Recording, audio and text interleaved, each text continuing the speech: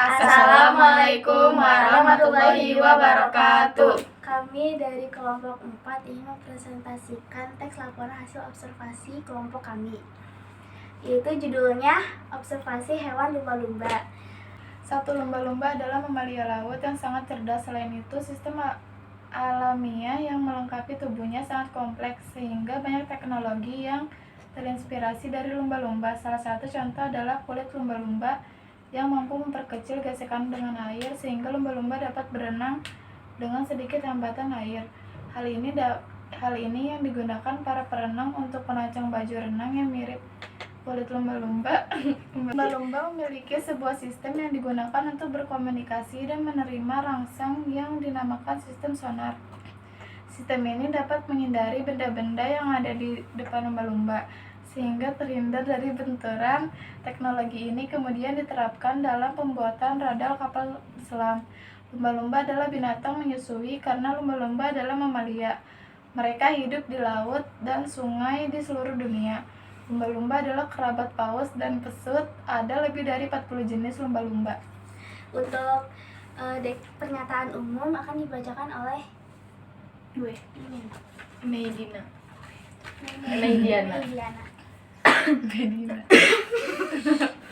Udah tidak bertawa. Jawab anjay. Oke. 2. Bayi lumba-lumba yang baru lahir akan dibawa ke permukaan oleh induknya agar bisa menghirup udara. Lumba-lumba perlu naik ke permukaan untuk bernapas supaya tetap hidup. Lumba-lumba bernapas melalui lubang udara yang terletak di atas kepalanya. Tubuhnya yang licin dan ramping sangat sesuai untuk berenang.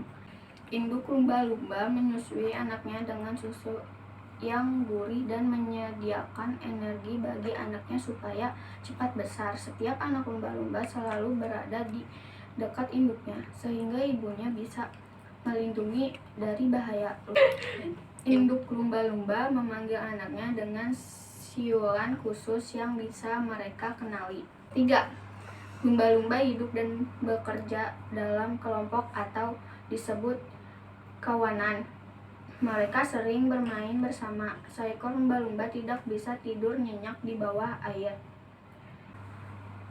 Karena itu, ia setengah tidur beberapa saat dalam sehari.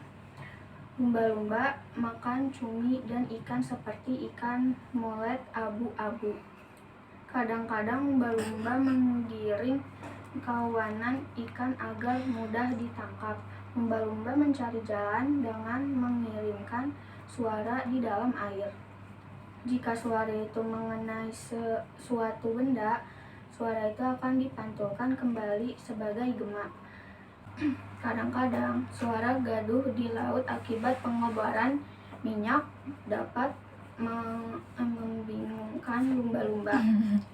Mereka akan mengalami kesulitan dalam mengirim dan menerima pesan. Karena lumba-lumba dapat berkomunikasi, maka lumba-lumba disebut sebagai hewan yang paling cerdas, melebihi simpase. Untuk deskripsi manfaat akan dibacakan oleh Syifa. Mampus gue jadi yang panjang. 4. Manusia senantiasa tertarik dengan kisah lumba-lumba. Bangsa Romawi telah membuat gambar mozaik lumba-lumba sekitar 2000 tahun lalu. Sekarang manusia senang berenang di laut bersama binatang yang pandai dan bersahabat seperti lumba-lumba. Lumba-lumba harus berhati-hati terhadap ikan hiu yang mungkin menyerang mereka sewaktu-waktu. Lumba-lumba tergolong sebagai mamalia cerdas. Lumba-lumba dapat menolong manusia. Bila lumba-lumba sudah terlatih, bahkan lingkaran api pun dapat mereka terobos. Singa laut, spesies primata, paus dan anjing juga termasuk binatang yang cerdas. Lumba-lumba yang sudah terlatih dapat melakukan berbagai atraksi dan mereka juga dapat berhitung. Tetapi lumba-lumba liar belum dapat melakukan berbagai atraksi. Sekarang ini lumba-lumba dan paus sudah langka, maka lumba-lumba dan paus harus dilindungi.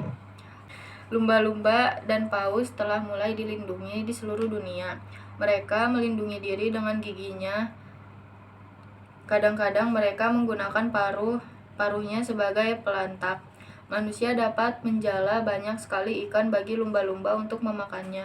Terkadang lumba-lumba tertangkap oleh jaring nelayan. Mereka tidak dapat menghirup napas di permukaan, akibatnya mereka tenggelam. Ketika bahan kimia yang berbahaya dibuang ke laut, limbah itu bisa meracuni makanan yang dimakan lumba-lumba. Pembangunan waduk di sungai dan pengeringan danau hanya menyisakan sedikit tempat bagi binatang seperti lumba-lumba Brazil untuk hidup. Untuk selanjutnya, carilah kata sulit dan temukan artinya menggunakan kamus besar bahasa Indonesia. Yaitu satu mamalia, binatang vertebrata yang memiliki kelenjar susu, rambut, bernapas dengan paru-paru, atau bisa disebut binatang menyusui. 2. Rangsang, sesuatu yang dapat mempengaruhi indera pencium, peraba, perasa, dan sebagainya. 3. Permukaan, bidang ratu di atas suatu benda, yaitu air, laut, bumi, dan sebagainya. 4. Kawanan, kumpulan orang atau binatang yang berkawanan, kumpulan binatang sejenis atau kelompok manusia. 5. Langka, jarang didapat, jarang ditemukan, dan jarang terjadi. 6. Waduk, kolam besar tempat penyimpanan air sediaan untuk kolam mamalia. Sekian dari hasil presentasi kami. Maaf jika ada perkataan yang tidak akurat. Dan terima kasih. Wassalamualaikum warahmatullahi wabarakatuh. Bye-bye. Udah.